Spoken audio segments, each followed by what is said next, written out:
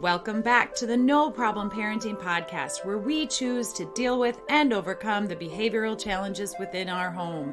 Hey parents, I'm Jackie Finneman, your host, and it's so good to be back doing this again. It's been a couple of months and just all kinds of things happen, and sometimes something's got to give. So I am just excited to start getting some of these interviews that I've recorded in the last couple of months out to all of you. There's just so much good stuff coming your way. And today I have probably one of the most fun guests I've ever had on the podcast, Heather Steinker.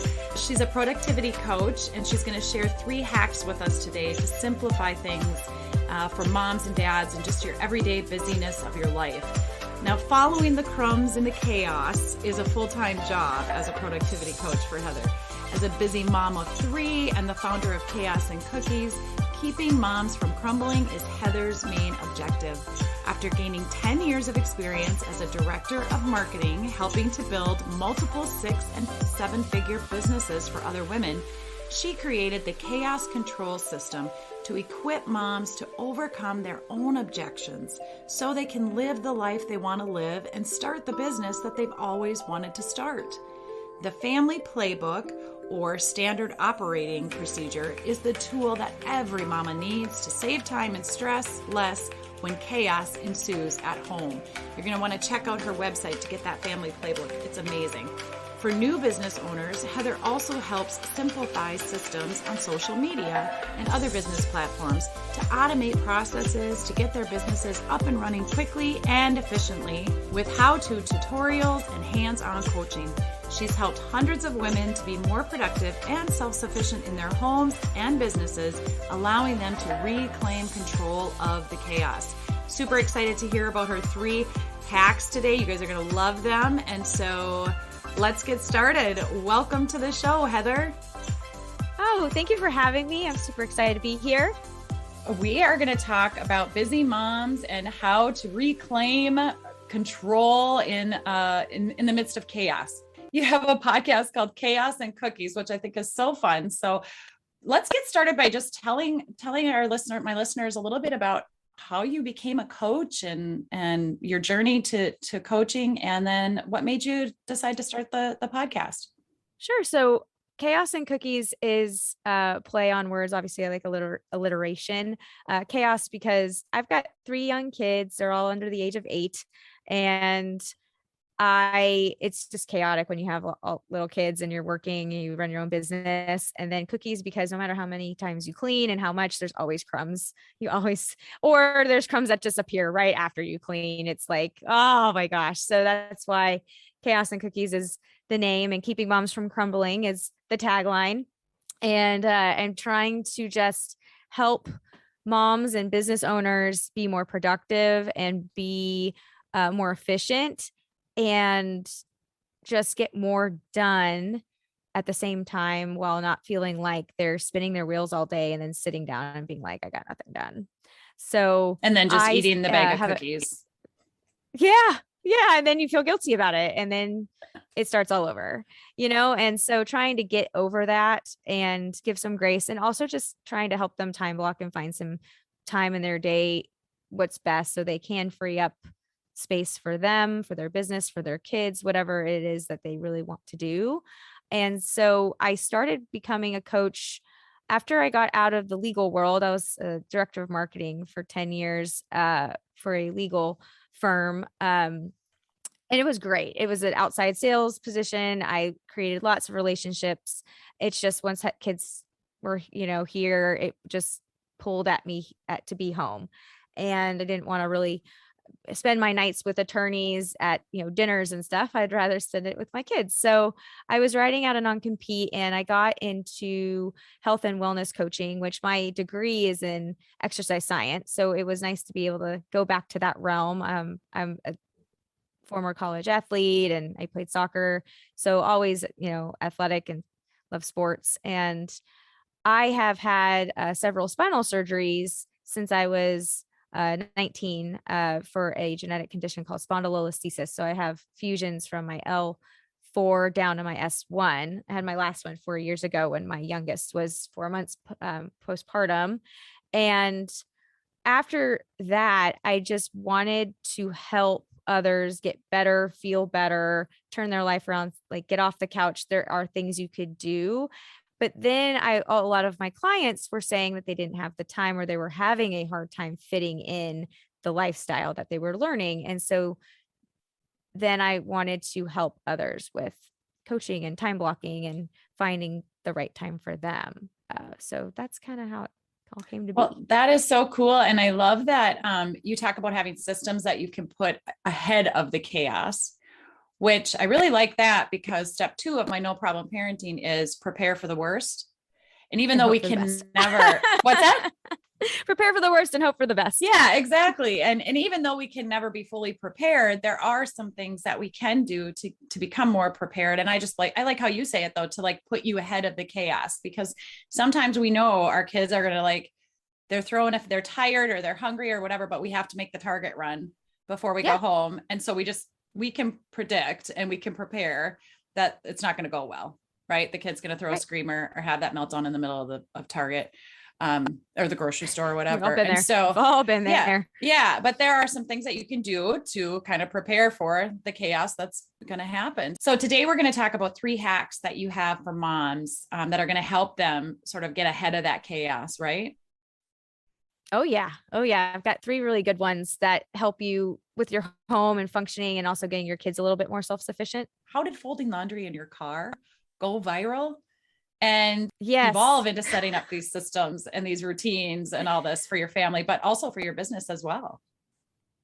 That's exactly what happened is with the folding laundry, it created this buzz where then people wanted to see how else I could make the house more functional and give more tips on how to be more efficient. And so the viral laundry thing is that when the pandemic started, I always had some sort of helper because of my back issues, and my husband was always traveling. And so I didn't really have to do laundry, which is my kryptonite. I hate it so much. It's not really doing it. It's folding it, putting it away. It's terrible. I don't know why, I don't like it.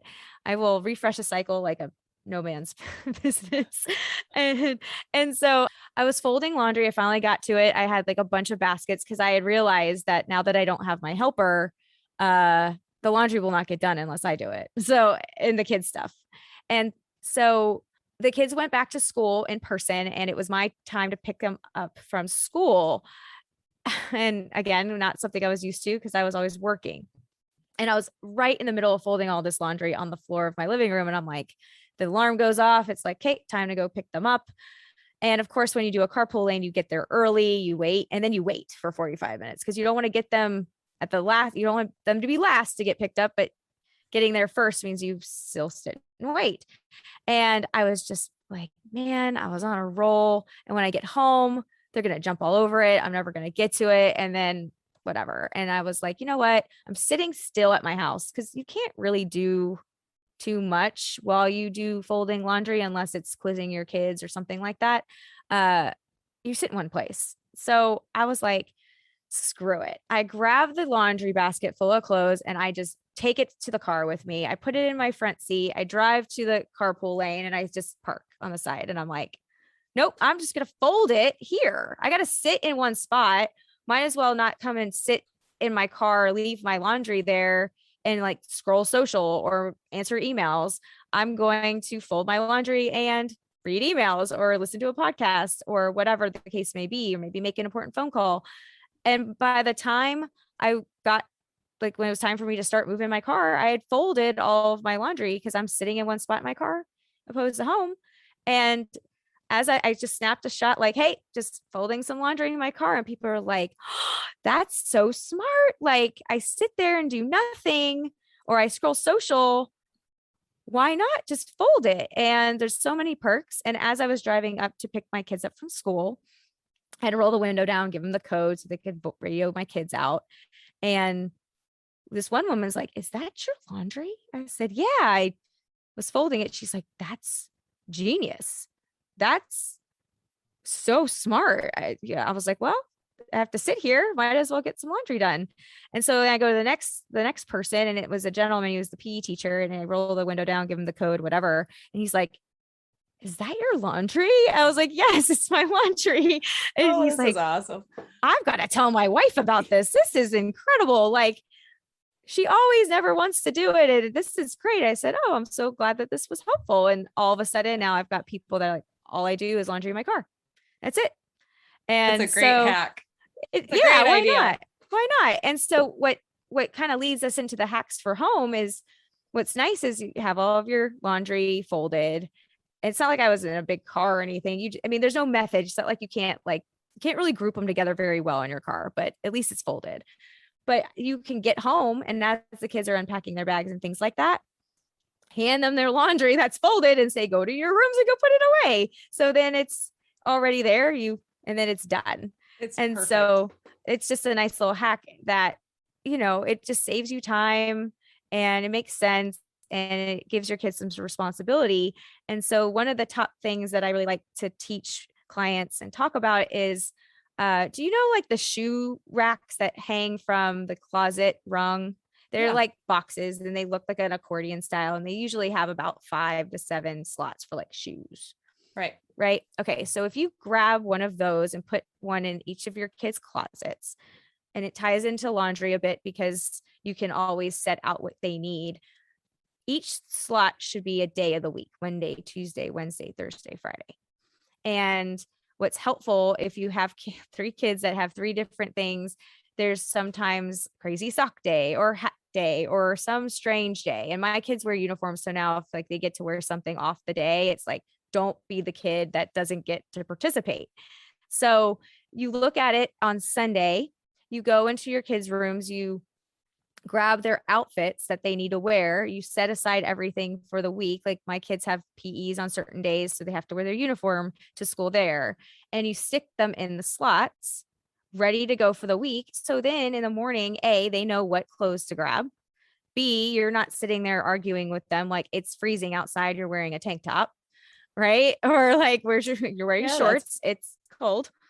Right. It's brilliant. It's super brilliant. Yeah. So and they learn the days of the week. And they learn the days of the week and they know exactly. And there's no arguing about what they're going to wear. They get to pick it out before and everything's prepared and they would remember.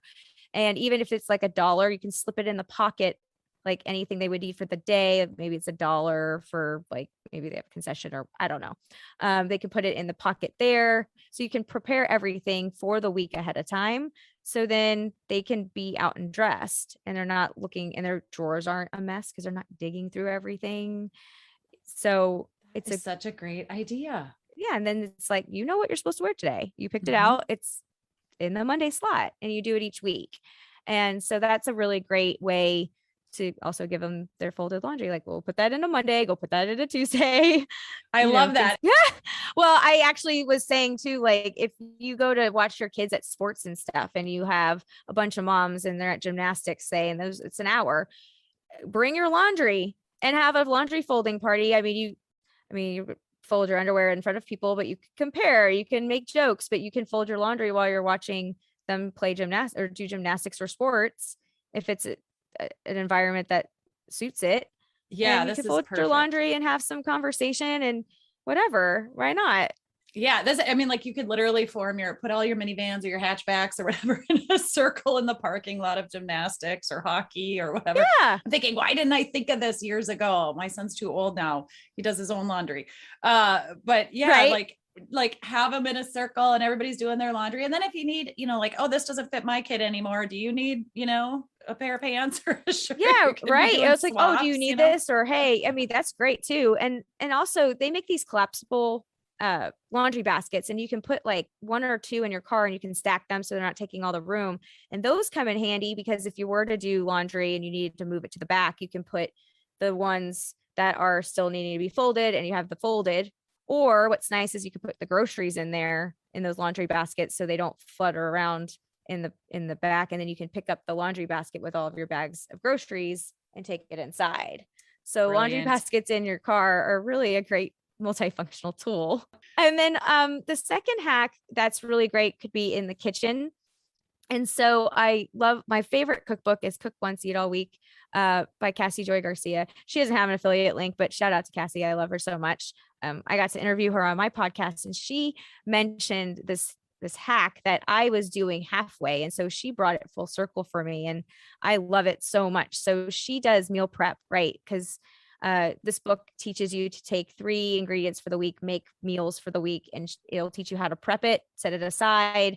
And then, once you go to cook it, it's like 20 minutes. It's an amazing cookbook. Well, when you go to make the meals, not you're going to buy 1 onion probably for 1 meal, right? Well, then you got to go find the onion if you're going to go cook it. It takes a lot of time when you go cook and to grab all the things from all the places. So if you grab like a bin or some sort of container, you can put everything you're going to need, spices, special equipment. If you need like a cheese grater or something, you can put it all in the bin and you put it in the refrigerator. So then when you go cook the meal, you pull it all out and it's right there. So you don't have to go and hunt for all the spices and things. And you can also be like, ooh, I needed cumin and I don't have any. I got to go get some before I go make this dish, but it's all in one spot. So then you just grab it and start cooking. I have it for baking as well. I have all my baking stuff in like this cube in my pantry. And when I want to go bake cookies, I just grab the bin because my flour, my sugar, all that's in there instead of picking it all and like carrying it out. Right. That is a great hack as well. Yeah. I'm going to have to check out her cookbook. Constantly looking for ideas, and it drives me crazy when we've had a busy day. Cook once, eat all week. It's phenomenal. It just saves you so much time. And she gives you cooking styles in there, which is always helpful if you don't know how to cook. I didn't know how to cook before I found it. And now I feel so much more comfortable. And she gives you dairy-free, all like gluten-free options. It's amazing. So when we were speaking, she was talking about how she groups it all together, and it's super easy because then you're not spending 20 minutes getting everything and then having to go put it back. I mean, and then you could just move it to the next thing. So that's a second trick you can use in your home just to kind of just grab and go.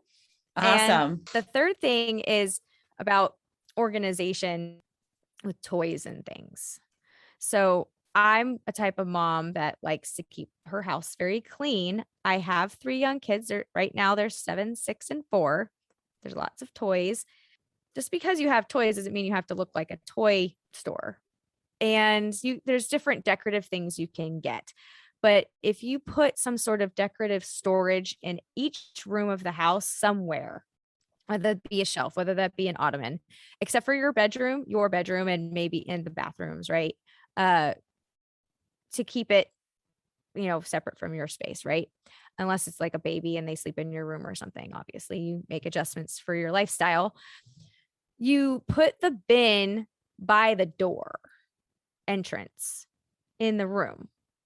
So there's 2 reasons why. One, when a guest walks in, they're walking in, seeing the space because you're trying to clean your house for guests. Then when they walk out, like it's on their way out, right? So their back is to it when they walk into the room. A second reason is because if you're cleaning up stuff, you're going to walk out, you can drop it in the bin and walk out. So you're not going back and forth. It's just more efficient. You pick it all up, you put it there. And it teaches the kids like there's a place for it and they can do it. Because it's like, Mom, I'm hungry, I'm going to go eat. And they walk out the room. It's like, grab a toy on the way out and drop it. Right. So it's in their path. So that's really good. And like that like makes it habit for them too. So it's not, you're not always having to ask or tell them to pick up a toy because they just like initially you are, but eventually they're just, it just becomes habit for them. Eventually. Yeah. And then also if you keep like a main bin or some sort of cube, I keep one in my living room or my kitchen because it's open space. And as I go out throughout the day, if I see things that were left out, I'll put it in there, leave it and say, all right, before bedtime, get the bin. This needs to be emptied. So then they take the stuff that's in there and go put it.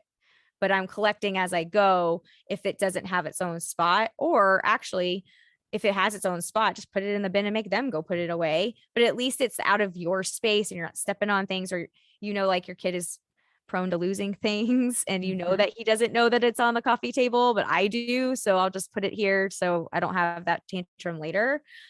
So that's another way that you can keep it organized. And another, I guess, bonus tip is with toys and purging.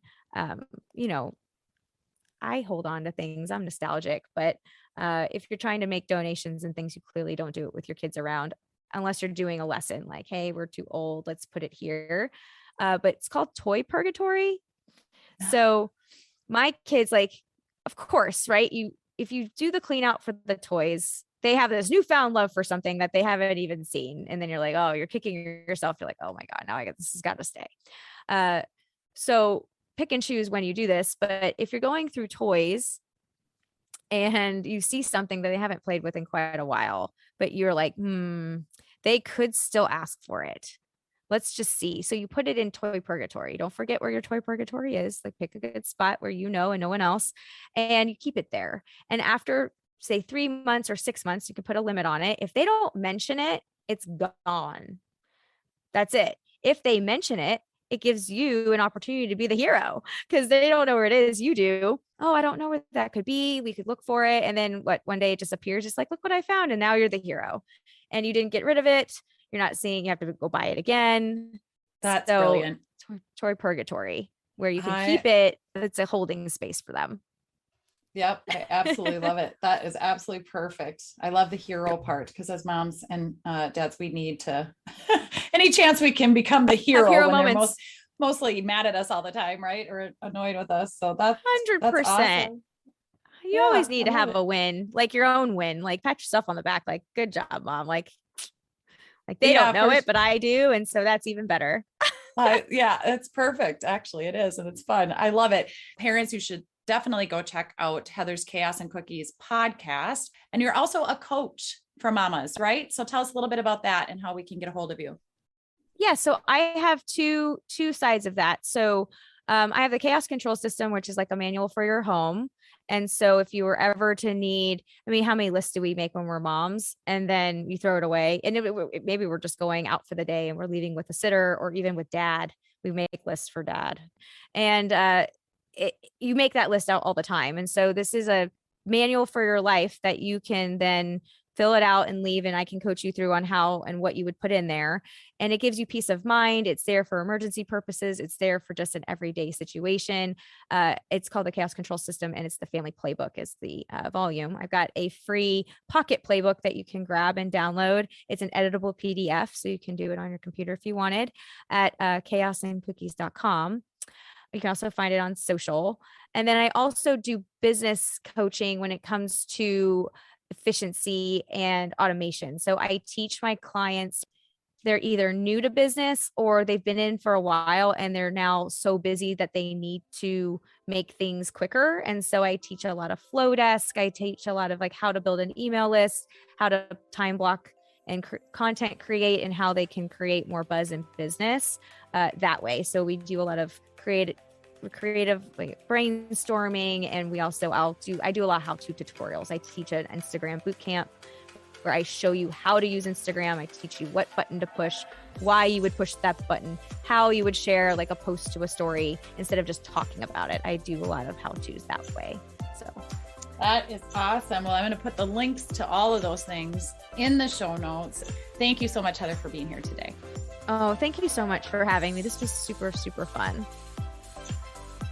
Okay, everybody, go check out Chaos and Cookies. That's chaos with the letter N, cookies.com. She has all kinds of information, free resources, and her chaos control system. I mean, literally every mom needs this chaos control system in their life. So go check her out. All of her links are in the show notes as well. And then finally, I'm going to include one last link in the show notes, and that is for our upcoming webinar, Turning Behavior Problems into No Problem, even in the midst of chaos, confusion, and COVID.